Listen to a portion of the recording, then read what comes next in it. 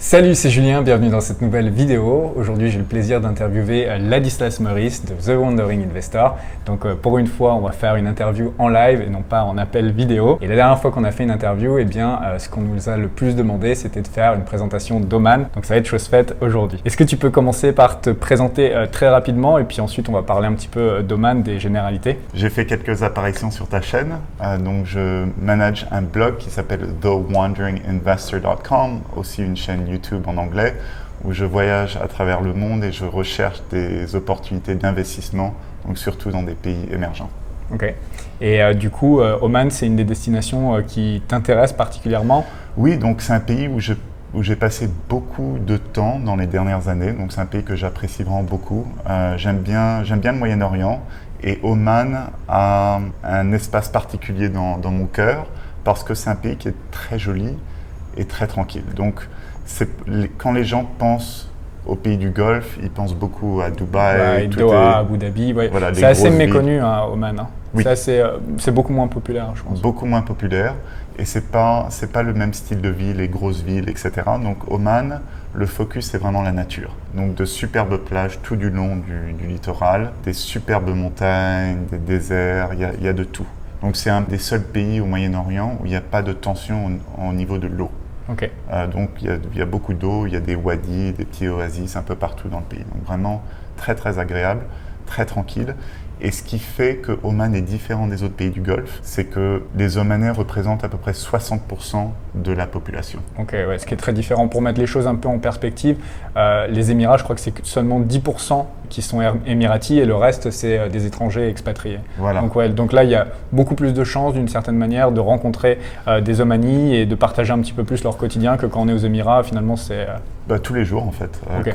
Quand on passe du temps en Oman, tous les jours, on est avec les Omanais, les voisins sont des Omanais, les gens avec qui on travaille sont des Omanais, les gens, même dans les services, de plus en plus, sont des Omanais.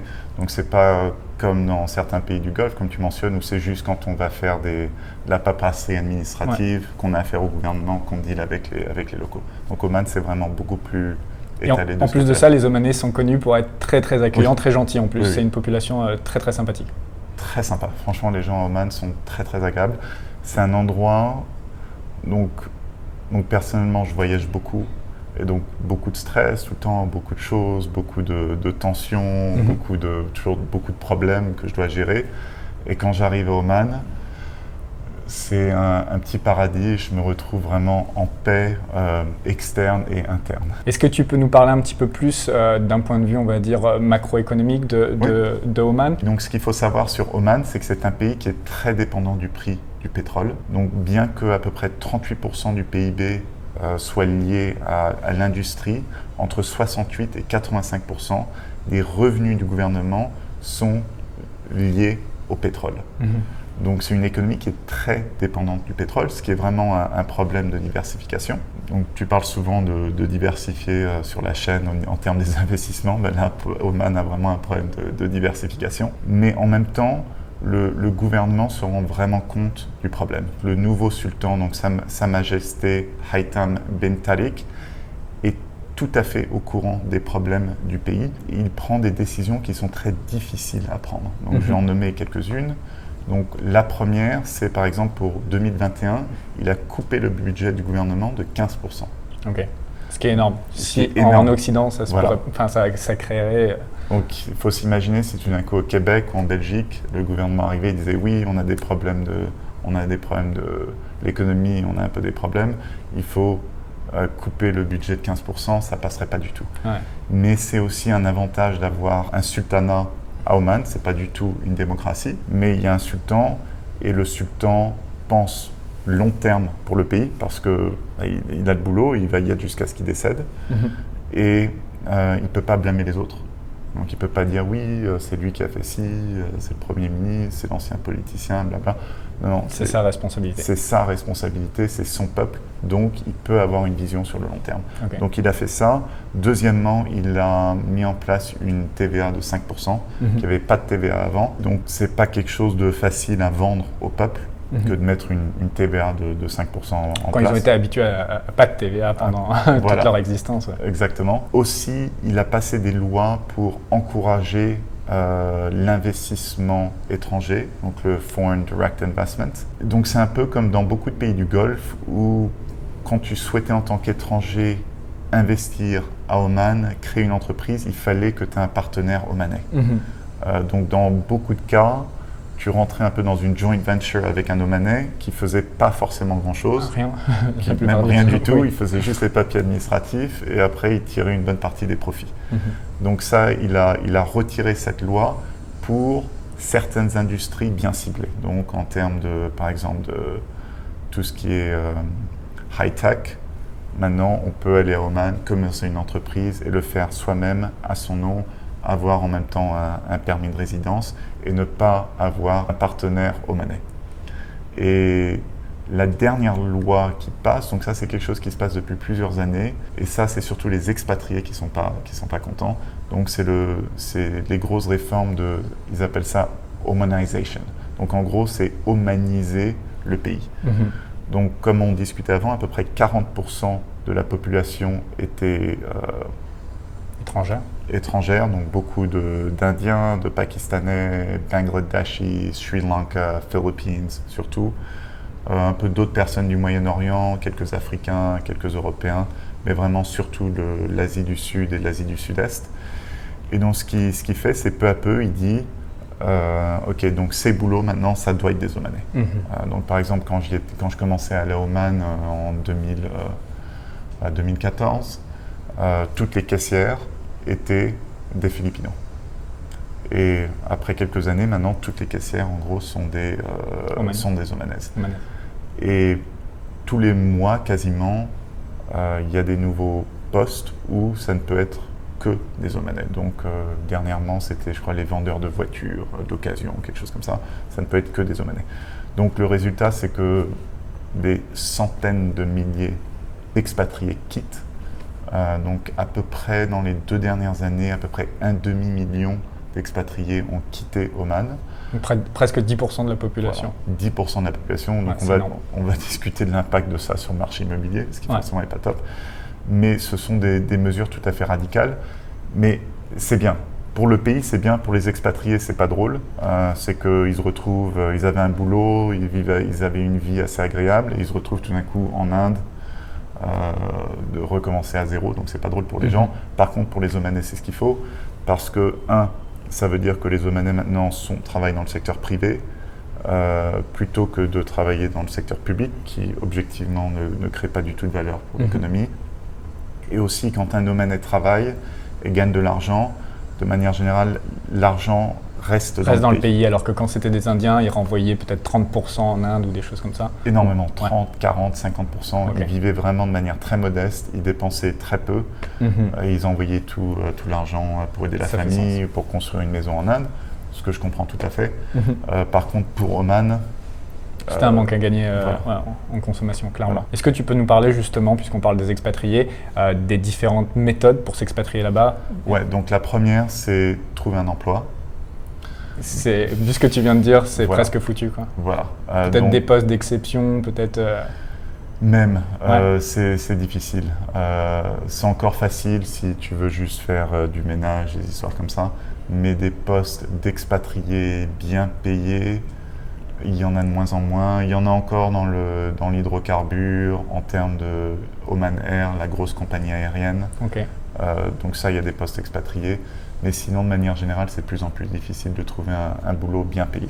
Et même quand il y a des postes pour des expatriés, les salaires ont chuté facilement de moitié par rapport à il y a 10 ans. Souvent, les gens ont des contrats de 1 an, 2 ans, et au moment du renouvellement, c'est soit on renouvelle et on coupe ton salaire de 20%, soit tu rentres chez toi au Pakistan. Il n'y a pas la sécurité comme on peut connaître en Occident. On est beaucoup plus sur le qui-vive là-bas. Donc d'un côté, c'est pas mal parce que l'économie est plus flexible.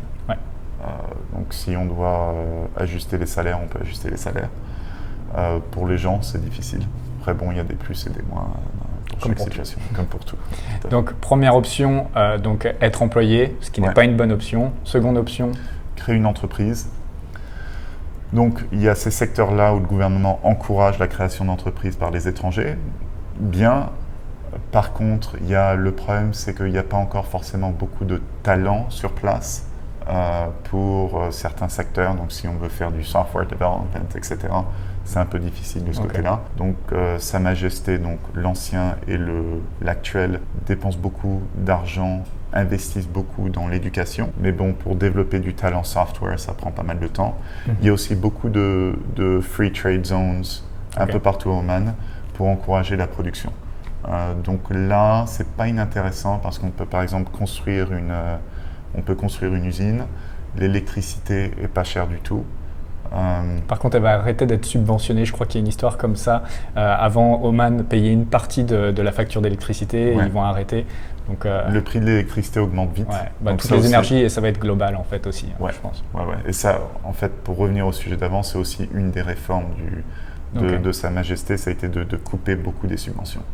Donc aussi difficile pour les gens, mais il fait ce qu'il faut pour le pays. Donc on peut créer des usines dans ces zones-là et on peut quand même importer, faire venir des gens de pays pas chers comme le Bangladesh, etc. pour travailler dans l'usine. Donc ça, c'est pas forcément inintéressant, mais bon, on trouve beaucoup de zones comme ça un peu partout dans le Golfe, en Arabie Saoudite, il y en a beaucoup, etc. Donc je dirais que c'est pas forcément un endroit où on veut créer une entreprise. Il y a des endroits plus compétitifs dans le monde. C'est que le rial omanais est payé au dollar. Et puisque le dollar est assez fort, en fait, les coûts de production sont assez élevés de manière générale.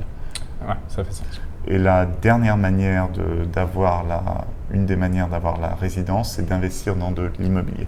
Donc ça, c'est assez intéressant. Quand on investit donc ça s'appelle des ITCs, Integrated Tourism Complexes. Donc ce sont certaines zones spécifiques dans Oman. Pour que les gens comprennent bien, on ne peut pas acheter de l'immobilier là où on veut dans le pays, c'est seulement dans certaines zones. Exactement. Et quand on investit en tant qu'étranger dans certaines zones, on a le droit de résidence tant qu'on détient l'immobilier. Donc le droit de résidence est valide pour soi-même, sa femme ou son mari, et ensuite soit les enfants, soit les parents. Donc une génération en dessous, une génération... Par contre, ça ne donne pas du tout le droit de travail à Oman. Est-ce que tu peux nous préciser au niveau du montant minimum qu'il faut investir pour obtenir le titre de résident? Il n'y a pas de minimum. Donc il faut juste acheter quelque chose dans ces zones-là. Donc l'immobilier n'est pas forcément donné. Par exemple, si on va dans un des bons développements à Muscat, un qui s'appelle Al Mouj, tout près de l'aéroport avec une marina, un one-bedroom apartment, une chambre et un salon séparés, ce sera à peu près 100 000 euros. Par contre, il y a des plans moins chers quand on investit dans le sud du pays, à Salalah. Là, on peut trouver des trucs à peut-être 70 000 euros. On peut aussi acheter un bureau. En fait, beaucoup de gens font ça. Ils achètent l'immobilier le moins cher dans ces ITCs. Donc ça peut être un bureau à 50 000 euros. Ça donne le droit de résidence pour la famille. Et ensuite, avec la résidence, ils louent quelque chose dans un quartier omanais qui est beaucoup moins cher. C'est que le marché, forcément, quand il y a de l'intervention gouvernementale comme ça, où le gouvernement dit les étrangers peuvent investir dans cette zone-là, ça crée des marchés parallèles. De manière générale, j'évite d'investir dans des pays où ils disent les étrangers ne peuvent investir qu'ici parce que c'est un marché un peu superficiel.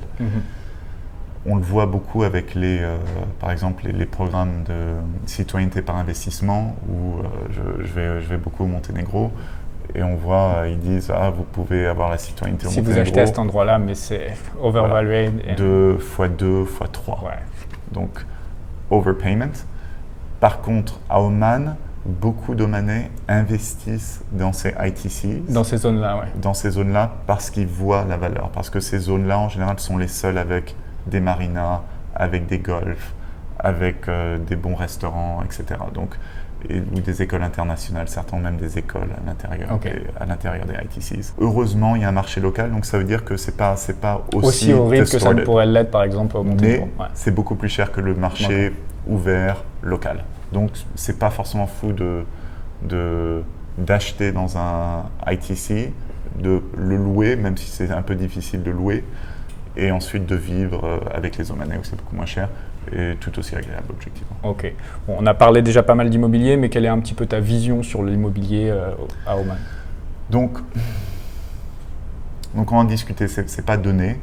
Après, le problème avec l'immobilier c'est pas un problème, c'est juste un fait, c'est l'immobilier dans le Golfe, et on le voit beaucoup avec Dubaï aussi, c'est qu'en fait, l'immobilier dans ces pays-là, qui sont très dépendants du pétrole, en fait, c'est comme acheter un synthétique du prix du pétrole. Donc, quand le pétrole augmente, les prix augmentent, quand le pétrole baisse, les prix baissent. Donc, en gros, pour les gens qui veulent investir, par exemple, dans l'immobilier, je dirais aussi à Dubaï ou à Oman, si le but, c'est vraiment investissement et non avoir la résidence et le lifestyle et tout ça, si c'est purement un investissement, donc la question que les gens devraient se poser, c'est est-ce que je veux acheter de l'immobilier dans ce pays-là qui suivra un peu le prix du pétrole, mais pas complètement, avoir un rendement net de peut-être 3-4%, ou est-ce que j'achète tout simplement des actions de pétrole russes ou chinoises ou brésiliennes, j'ai rien à faire, ça augmente beaucoup plus avec le prix du pétrole, plus liquide, beaucoup plus liquide, avec des dividendes plus élevés que les loyers, pas de problème de management. Pour de l'investissement pur? Pour de l'investissement pur, vaut mieux ça. Par contre, bon, après, quand ça chute, les actions de pétrole, ça chute beaucoup plus que l'immobilier. Ouais. Donc, c'est un peu ça la question que je me poserais. Donc, personnellement, je vois plus l'immobilier Oman comme un lifestyle et un play sur la résidence. Pour obtenir la résidence. Voilà. Mais sinon, en investissement pur, pour de l'immobilier, il y a tellement d'autres options à travers le monde que ça ne serait pas la meilleure option. Voilà. Et comme on discutait un peu avant, il y a 10% de la population qui est partie. Ouais. Donc là, je suis retourné au Oman récemment. C'est un peu vide. En termes de l'immobilier, il y a beaucoup à louer. Donc c'est pas facile de trouver des locataires, surtout pour les gens qui ont investi donc, dans ces ITCs, plus de luxe, parce que les gens qui pouvaient payer les loyers, c'était des expatriés avec de l'argent, et beaucoup qui sont en train de partir. Donc voilà, beaucoup sont en train de partir, parce que les Omanais, eux, ne louent pas. Ils achètent. Okay. Et ils ont beaucoup de support du gouvernement pour acheter. Ils ont des subventions quand ils se marient. Beaucoup reçoivent même un bout de terrain gratuitement du gouvernement, etc. Okay. Donc les Omanais achètent, les étrangers louent. Et quand la population étrangère chute de près de en fait, 25%, quand on regarde juste les étrangers, ça veut dire qu'il y a beaucoup d'appartements qui se retrouvent vides. Donc, en fait, même si le prix du pétrole devait continuer d'augmenter, ce qu'il va sans doute faire, ça prendrait du temps avant que le marché immobilier suive. Donc vraiment de ce côté-là encore. Donc tu ne vois pas de catalyseur à moyen terme pour que l'immobilier… Ils doivent travailler sur toute la droite. Donc personnellement, je ne suis pas du tout optimiste sur l'immobilier. Ok, et du coup maintenant, est-ce qu'on peut parler de la fiscalité? Est-ce que tu peux nous faire un point sur ce qui se passe à l'heure actuelle, sachant qu'il va y avoir certainement des changements? Ouais, donc la TVA à 5% qui est arrivée récemment, les impôts sur les entreprises à peu près 15%, okay. Et sur les individus, donc pas d'impôt sur le revenu, okay. Et ni sur les plus-values. Donc vraiment, c'est un peu comme à Dubaï, on peut vivre tax-free, okay. D'un point de vue personnel. Par contre, de ce que j'entends, il est possible qu'il y ait un income tax, donc ouais. un impôt sur le revenu qui arrive assez prochainement. Oui, donc ils en discutent depuis un bout de temps.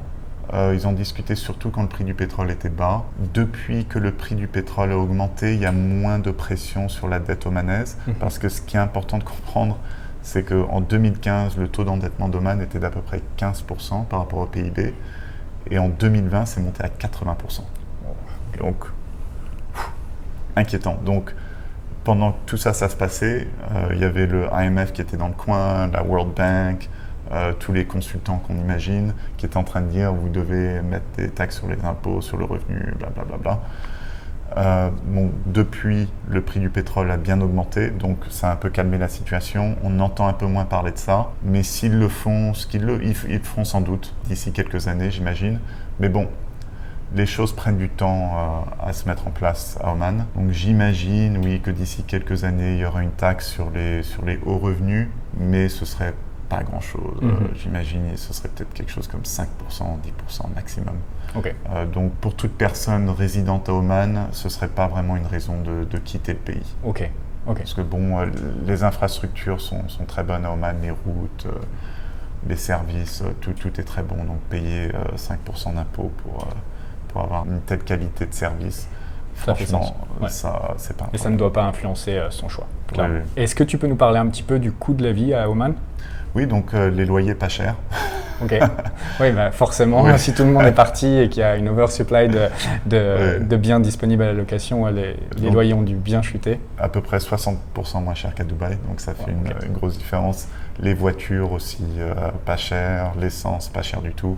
De manière générale, je dirais que la vie, sans parler des loyers, est à peu près 20% moins chère qu'à Dubaï. Ok, donc si on compare avec l'Occident, à peu près, pour des gens qui ne connaissent pas Dubaï. Après, c'est toujours un peu une question de à quel point est-ce que les gens sont capables de s'adapter. Parce que, bon, il y a Carrefour, donc les Européens, ils aiment beaucoup aller à Carrefour, et on peut trouver tous les fromages, tout ça. Donc bon, tout ça, c'est importé, ça coûtera cher. Par contre, si on mange un peu plus comme un local, on prend les fruits, un peu les légumes, tout ça qui viennent un peu partout. On mange pas mal de riz, Du poisson du qui est pas poulet, cher. du poisson, tout ça. Ça coûte quand même nettement moins cher Que de vivre en que Europe. de vivre en Europe. Ok, donc ça c'est les logements, le coût de la vie, l'éducation. Je pense que c'est cher là par contre, c'est comme tous les pays un peu Ouais. du Golfe. Voilà, donc l'éducation, c'est toujours un problème quand on s'expatrie. C'est trouver des écoles qui sont bonnes dans la langue pour l'enfant. Donc là, il y a beaucoup d'écoles en fait à Oman, d'écoles privées. Mais il y a de tout. Donc ça va d'à peu près $2 000 de l'année pour des écoles privées indiennes ou pakistanaises jusqu'à 20 000, 25 30 000 $ de l'année pour les écoles internationales, plus pour les Plus diplomates. prestigieuses, etc. Voilà. Mais même beaucoup de ces petites écoles indiennes et pakistanaises sont pas mauvais. Ouais, c'est que je vois beaucoup des bons feedbacks. Oui, elles sont franchement bonnes. C'est qu'on voit, donc typiquement, ce seront les enfants des comptables, du médecin, etc., qui envoient leurs enfants dans ces écoles-là. Et ils finissent tous à faire leurs études au Canada, en Australie, en Angleterre, aux États-Unis un peu moins parce que c'est beaucoup plus cher. Mais en sortant de ces petites écoles, même dans des petites villes à Oman, ils vont dans des bonnes universités un peu partout dans le monde. Ok. Donc c'est une option. Bon, c'est juste que l'enfant parlera anglais avec un accent Un petit peu indien, pakistanais. Mais oui, si on sont de bonnes écoles. Ok. Et au niveau de la santé, ça c'est ce qu'on me demande toujours. Ouais, donc au niveau du healthcare, franchement, rien à dire. Donc pour les Omanais, c'est gratuit. Ils ont des hôpitaux modernes partout dans le pays avec beaucoup de médecins indiens, pakistanais, etc.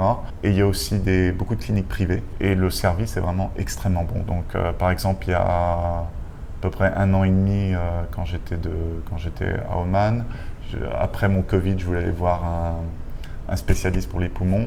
Donc j'ai appelé la clinique, une clinique privée. Le lendemain, j'avais un rendez-vous avec un médecin syrien qui, je crois, avait la nationalité américaine aussi et qui avait fait toutes ses études aux États-Unis. L'équipement dernier cri, tout, et j'ai payé $35 pour le rendez-vous. Et le rendez-vous le lendemain, c'est ça le plus impressionnant. Ouais. Voilà. Ouais. Et le rendez-vous vraiment agréable. Donc on arrive là-bas, on a des infirmières typiquement des Philippines ou d'Inde, qui vous proposent un thé, qui s'occupent bien de vous, qui vous amènent un peu partout. Franchement, c'est du très très bon service. Et c'est ce que beaucoup de gens, par exemple au Québec ou en Belgique, ont du mal à comprendre. Ils pensent qu'en payant leur sécurité sociale, qu'ils ont du très bon service. Mais quand j'entends des histoires, quand je parle à des amis au Québec, je sais pas, on entend quelqu'un a un cancer, il doit attendre 3 mois avant de voir un spécialiste. C'est complètement incompréhensible. Alors que quand on va dans des pays comme aux Émirats Arabes Unis, comme à Oman ou comme en Turquie, ou comme ici même au Panama, le lendemain, on peut avoir un très bon spécialiste. Et pour moins cher qu'un spécialiste dans nos pays dans l'Ouest, tout aussi compétent, souvent même avec de l'équipement un peu meilleur. Ouais. Parce ils payent moins d'impôts, donc ils peuvent plus réinvestir dans leur business. Bien sûr. Et c'est une expérience bien plus agréable. Ok, donc du coup, tu nous as fait un joli portrait d'Oman, je pense, globalement. Est-ce que tu peux nous donner un petit peu le profil type de la personne à qui tu conseillerais Oman? Donc, pour toute personne qui veut aller voyager, donc extrêmement beau. Par contre, ils ont une politique assez spéciale, ils ne veulent pas de backpackers et de... C'est plutôt un tourisme de luxe. Tourisme de luxe, donc il y a sans doute plus d'hôtels 4 étoiles que d'hôtels 1 étoile. Donc ils ne veulent pas de backpackers. Airbnb officiellement est banni, parce qu'ils veulent vraiment du tourisme haut de gamme. Je conseille vraiment aux gens d'aller au Oman et de louer une voiture pour voyager à travers le pays, le faire soi-même. Donc une location de voiture, c'est pas très cher, l'essence c'est pas cher, les routes sont très bonnes, donc on peut faire vraiment le tour du pays comme ça, donc vraiment à faire comme ça. Okay. Et sinon pour l'expatriation, donc je dirais c'est bien vraiment pour les familles qui veulent vivre dans un endroit qui est respectueux de valeurs traditionnelles. Donc pour les musulmans, très bien. Même pour les chrétiens, franchement, aucun problème. Il y a des églises, il y a tout ce qu'il faut. Et les Omanais sont vraiment très respectueux des autres religions. Donc quand on veut un style de vie paisible et respectueux de valeurs conservatrices, Oman est très très agréable. Et après aussi pour une deuxième type de personnes, donc ceux qui veulent être basés au Moyen-Orient, qui voyagent beaucoup, en ce moment c'est un peu compliqué, mais en Asie, en Afrique, qui vont aussi un peu en Europe, qui voyagent au Moyen-Orient, Oman est vraiment une base très agréable. Donc d'un point de vue fiscalité, ça se compare tout à fait avec Dubaï. Ouais. C'est juste que le lifestyle, donc c'est moins cher. L'aéroport est très bon, donc Oman Air a beaucoup de connexions partout. Et de toute façon, je sais pas, en une demi-heure, on arrive à Dubaï, donc c'est facile pour les connexions. Donc c'est vraiment une base agréable pour les gens qui veulent un style de vie différent par rapport à Dubaï. Ouais, c'est une alternative un peu moins flashy, on va dire, mais tout aussi intéressante. C'est un autre style. C'est pas à mon avis, c'est pas le même expatrié qui va aller à Dubaï et à Oman. Ouais, non, pas du tout. Complètement différent. Oui. Beaucoup de points positifs. Est-ce que, en toute transparence, tu peux aussi nous donner quelques points négatifs pour un petit peu trancher et pas faire une vidéo 100% positive? Oui. Donc ça peut être, les choses sont assez administratives. Donc, une lourdeur administrative dans le pays. Oui, faut être patient. Une lourdeur administrative quand on doit renouveler ses papiers, quand on doit faire quoi que ce soit avec le gouvernement. Il faut courir un peu dans tous les sens. Tout doit être fait en arabe. Donc si on ne parle pas arabe, c'est un peu compliqué. Donc il faut toujours prendre un peu un fixer, on appelle ça. Donc c'est un Omanais qui vient et qui aide à faire tous les papiers et tout ça. Et il faut être patient. Il faut être prêt à passer des journées entières dans des ministères, à attendre un coup de tampon, je ne sais pas quoi. Un peu frustrant de ce côté-là. Bon, il y a des réformes, les choses s'améliorent. Après, deuxièmement, le banking est vraiment pas bon, surtout pour les transactions internationales. C'est difficile d'avoir Oman comme une base vraiment banking. Donc c'est bon pour payer sur place. Tous les jours, mais par contre, si on fait rentrer trop d'argent, ça sera peut-être difficile de le ressortir. C'est souvent red flag, non? Non, c'est pas que c'est difficile de le ressortir. C'est juste que, par exemple, si je veux investir en Ouzbékistan, que je veux faire un transfert de Oman à Ouzbékistan, ils demanderont plein de papiers, ils auront du mal à comprendre. On ne veut pas avoir son compte principal pour tous les investissements un peu partout dans le monde à Oman. Okay. Juste un point de vue complications administratives. Ok, ça fait sens.